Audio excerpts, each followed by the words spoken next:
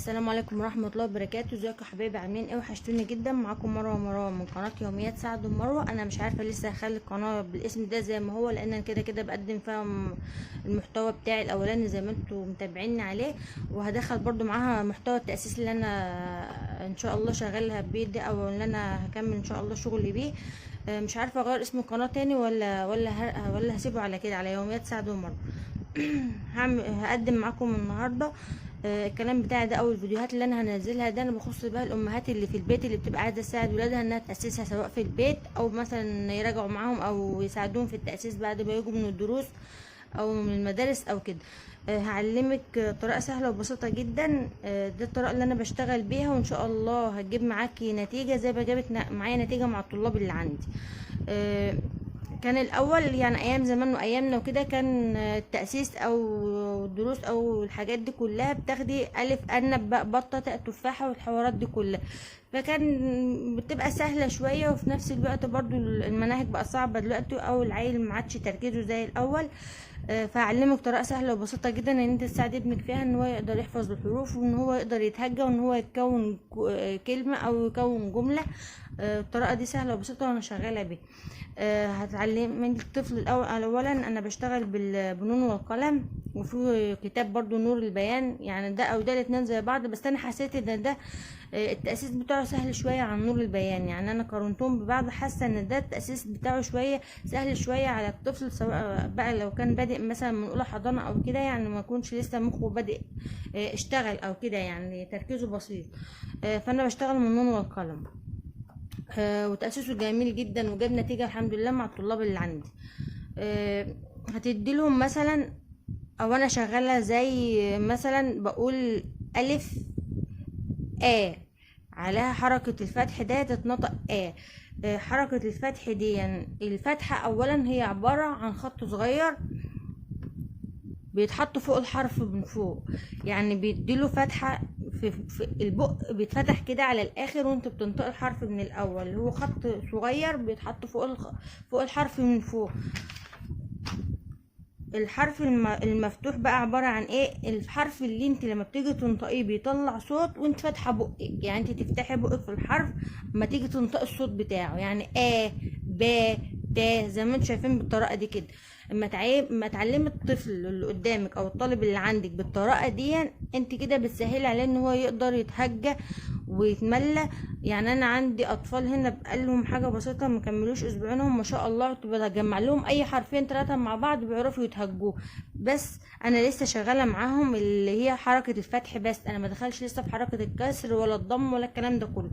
كان ايام زمان كان بيعملوا مثلا حرف الالف ده يديكوا الحركات بتاعته كلها مره واحده، اللي هي بالفتح واي بالكسر واو بالضم، يعني اي او، كان دايما بيدولنا كده واحنا كنا شغالين بكده اي او. بس لما تيجي تشوفيها تلاقيها صعبة على الطفل ان انت تديله الحركات كلها مرة واحدة، وترجعي تديله تاني عليها ان الحروف في اول الكلمة بيبقى شكلها ازاي، وفي اخر الكلمة ازاي، وفي نص الكلمة ازاي. بحس ان انت بتلخبطي العيل، ما بتدلوش الحاجة مبسطة كده. انما لما تشتغلي بالطريقة دي وتعملي، بدل ما تقولي له الف، لا قولي له ألف فتحة يحفظها كده مرة واحدة، ألف فتحة باء فتحة باء، يجي ينطقها بعد كده في كلمة يقولك مثلا زي أحمد باء. مش هيقولك باء بطة بقى، هي ما اسمهاش باء بطة، هي اسمها مثلا باء بطة، بتتنطق الباء مفتوحة، يعني علميه باء تا سا. الطريقة دي سهلة جدا وبتجيب نتيجة. ولو جيت بعد حصة او اتنين جمعت حرفين ثلاثة لأي طفل، زي الحروف مثلا دي اللي هي الفتح دي، هنا الحروف دي كده في اول الكلام، شايفين الشكل بتاعها عامل ازاي؟ دي باء في اول الكلام والتاء، بس احنا مش هننطقها تاء بقى، احنا هننطقها تاء، علشان هي احنا عايزين نعلم الطفل تاء باء اللي هو فاتح بقه حركة الفتح. زي الكلام ده مثلا لو انت عايزه مثلا بقى تدي تمارين او تدريبات على الحروف اللي انت اديتها للطفل اللي قدامك، ان هو يتعلم يقراها، حتى لو الحروف ملهاش معنى، يعني انت مجمعه حرفين مع بعض مش عاطي معنى كلمه، يعني مثلا زي دي باء عليها فتحه والف عليها فتح. هتتقرأ ازاي؟ مش بقى، لا، هتقولي باء اللي انتي بتفتحي الباء وبتفتحي الالف. اما تيجي تنطقها كده هي ملهاش معنى اصلا، بس انتي بتعلمي الطفل ان هو يتهجى الحرف المفتوح اللي انتي اديتهوله من قبل كده. هنا با تا. كل دي طريقة سهلة جدا وبسيطة جدا، وهتخلي الطفل يبقى مركز معاكي ويبقى حابب اصلا. يعني انا الاطفال اللي موجوده عندي في الدروس عندي بيقول لك احنا ما كناش بناخد كده عند المدرسين اللي كانوا بيدونا، ما كانوش بيدونا كده في الحضانه، ما كانوش بيدونا كده في المدرسه. يعني انا سمعت الكلام ده منهم بجد، انا اتبسطت ان هم يعني مسافه كام حصه بدأوا ان هم يتهجوا معايا. يعني حتى الولاد اللي هم في اولى حضانه وتانية حضانه بدأوا ان هم يتهجوا معايا، احط لهم الحرفين جنب بعض يتهجوا الكلمه. انا لحد دلوقتي اديت لهم اللي هو الحروف بتاعه الفتح، واديت لهم التدريبات اللي عليها اللي هي المقاطع الصوتيه من حرفين زي دي، ولسه هكمل معاهم. يعني شايفين هنا ايه بيقولك ث. الحرف الساء دي من الحروف اللثويه اللي احنا بنطلع فيها اللسان، اللي هي الثاء والظا والذال. كل الحروف دي بتطلعي لسانك فيها، دي من الحروف اللثويه. احنا لسه هنشتغل فيها، ما اخدناش احنا لسه الحروف اللثويه. يعني انا مش عايزه ادي لهم كل حاجه مره واحده، لا، انا عايزه اديها لهم بالترتيب علشان يبقوا حابين الماده اصلا معايا ان هم مكملين. كتاب النون والقلم ده بجد في حاجات جميله جدا، ده انا شغاله بيه.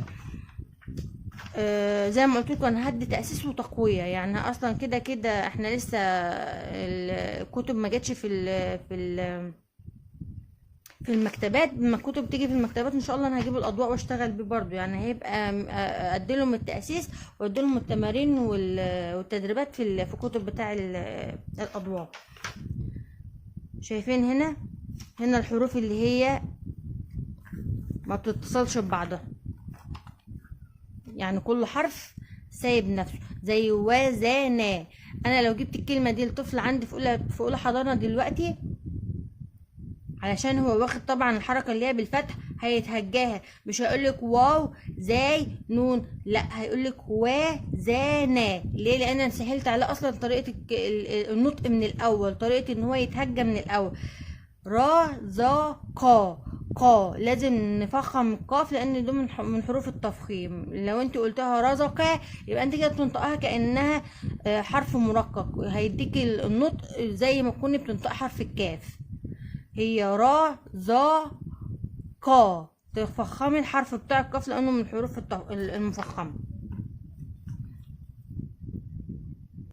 طبعا بعد ما بتديله الحروف اللي هي اللي بالفتح كلها وتديله امثله عليها وتديله تجمعوا له حرفين او 3 جنب بعض وهو يتهجاهم زي ما انا قلت لكم من شويه، بتدخلي على حركه الكسر. حركه الكسر دي ما بتقولهوش برضو الف، لا، بتقولي له الف كسره اي. هتفضل الكلمه دي في دماغه. اي باء كسره بي، تاء كسره تي. هتفضلي تديله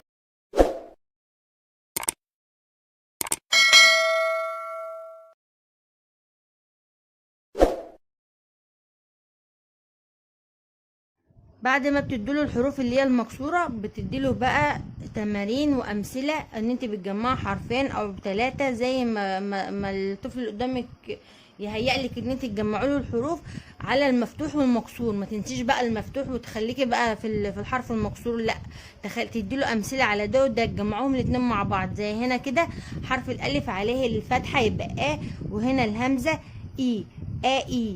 الهمزه بتنطق زي الالف اللي تحته كسره اي. هنا الباء عليها فتحه يبقى باء، الباء تحتها كسره يبقى بي. هيقولك بابي. انت اصلا مجرد ما هتدي للطفل الحرف بتاع المفتوح والحرف المكسور، اما تجمع له الحرفين مع بعض كده هو غصب عنه هيقراها، لان هي خلاص ثبتت في دماغه. لان هي الطريقه دي كده بتسهل للطفل ان هو ازاي يتملى ويتهج. يعني هيبقى سهل جدا ان انت تمليه.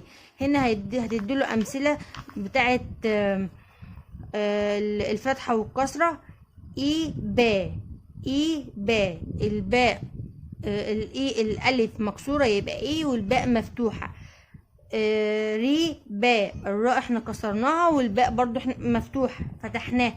تفضلوا تدلوا الامثله دي كلها كده لحد ما تلاقي الطفل بقى معاكي بقى خلاص ان هو يعتبر زي ما بيقولك كده ايه، عرف الحرف المفتوح والحرف المكسور كده، ان هو بقت شربها، بمعنى اصح شرب الحروف دي ما عادش هينساها، او ان هي ثبتت في دماغه. تبداي بقى تديله بدل الحرفين اللي اخدناهم من شويه، لا تزودوا له انت حرف. هتديله مثلا حرف السين اهو مفتوح، وهتديله الهمزه على الطبق او الهمزه على نبره مكسورة، وتديله مثلا الميم مفتوحة، يبقى سائي ما حبيطة واتيرة. هو هيتهجم من نفسه بقى الكلام ده كله. بعد ما تلاقيه اتمكن بقى خلاص ان هو عاد بيقرأ التلات حروف، هتزودوا له حرف رابع. يعني ما تدلوش كلمة مرة واحدة، يبقى مجرد ما عرف ان هو الحرف المكسور والحرف المفتوح تدوله كلمة فيها 4 5 6 حروف مرة واحدة، لا انت كده هتبرجليه. هتديله مثلا، هتزوديله بعد انت اديتله حرف، اديتله 2، خلاص دخلت على 3 حروف، خلاص هتخش في ال4 حروف. فحميدة هتفتح له حرف وتكسروا له حرف، هو هيتهجاه طالما انت علمتيه من الاول ان هو بدل ما ينطق الف باء تاء، لانه هي في الكلمات ما بيجيش بتتنطق بالالف باء تاء. انت ما تديله حرف الفاء، هو مفتوح اهو، هو بيقراها في الكلمه بتاعت فحمده دي، بيقراها فاء حمده، لا هو بيقول لك فاء مفتوحه يعني فاء. هي الكلمه دي اولها فاء اهو. انت ما بتعلمها له مثلا زي الف ارنب وباء بطه، انت بتديله فاء وخلاص وسكت على كده. هو مش هينطقها فاء حمده، لا هو يقولك فا حمده. يعني هو انت علمتيه ان هو ينطقها بالفتح ازاي، او بالكسر ازاي، او بالضم ازاي. انت دلوقتي خلاص اتاكدت ان هو خلاص بقى كويس في الكلمات اللي هي بالفتح والكسر، هتخشي على مرحله الحرف اللي بيبقى مضموم اللي عليه ضمه. خلاص احنا دخلنا على حرف الضم اهو. هتجيب الحروف من اولها برضو، من اول الالف لحد الياء، هتديها له برضو الف ضمه او، باء ضمه بو، تاء ضمه دو تو. هتفضلي تقولي له كده، هترجعي تكرري عليه تاني الحروف زيادة تأكيد ان هو خلاص حفظ الحروف، بتأكدي عليه تاني بس بتغيير الحركة اللي فوق. بدل الفتح هنخليها ضم، بدل الكسر هنخليها ضم. يبقى احنا كده خلاص هنحفظ اهو الحروف كلها بالضم. كمان هنبدأ ناخد عليها أمثلة.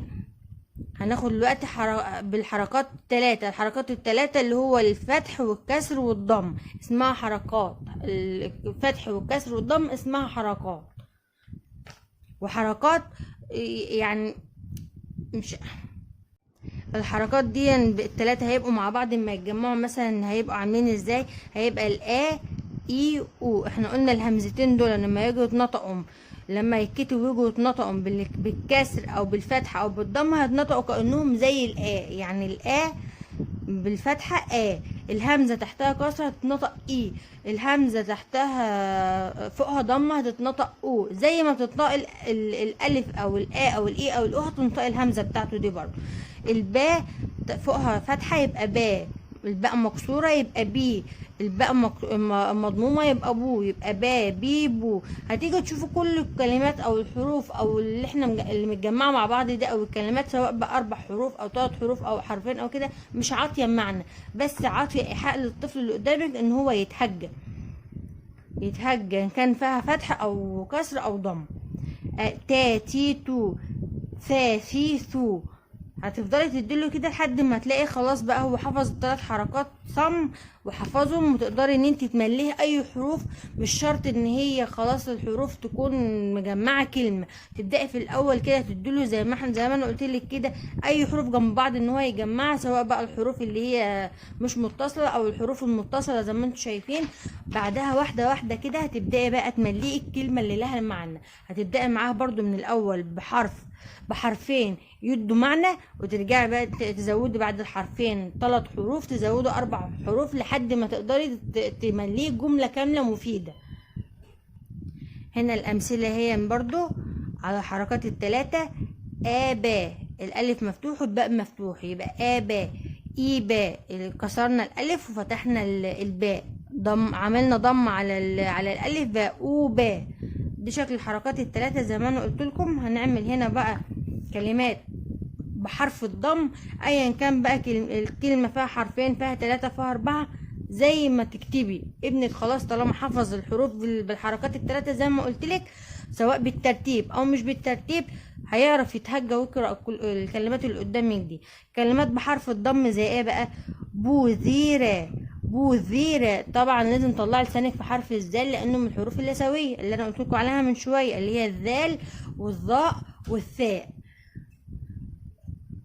هيتهجى الحروف، هيقولك هنا توريكا، احنا ضمنا التاء، يبقى الحركه بتاعه الضم والحركه بتاعه الكسر والحركه بتاعه الفتح. ثوليبا، تطلعي لسانك في الساء برضو من الحروف اللثويه. حوسيدا، الحاء احنا ضمناها وكسرنا السين وفتحنا الدال. هو من نفسه خلاص هيقدر، خلاص على كده هتديله الحروف بقى ايا كان بقى، وتزودي الحروف براحتك خالص، وان شاء الله لحد ما يحفظ الكلمات بالطريقه زي ما انا بقول لك عليها كده، الحروف زي ما انا بقول لك عليها كده، ان تخلي حركه الفتح كلها الواحده وحركه الضم كلها الواحده وحركه الكسر كلها الواحده. هو من نفسه مسافه اسبوعين 3 او يمكن شهر هتلاقيه هو قادر يجمع جمله كامله مفيده ان انت تتمليها له، حتى لو طفل لسه في KG 2 او KG 1. وبكده نكون وصلنا لاخر الفيديو بتاعنا. يا ريت ما تنسوش تدعمونا باللايك والاشتراك وتفعلوا زر الجرس عشان يوصل لكم كل جديد، وان شاء الله تستفادوا من الفيديوهات بتاعتنا وتقدروا تاسسوا لكم حتى لو من البيت. والسلام عليكم.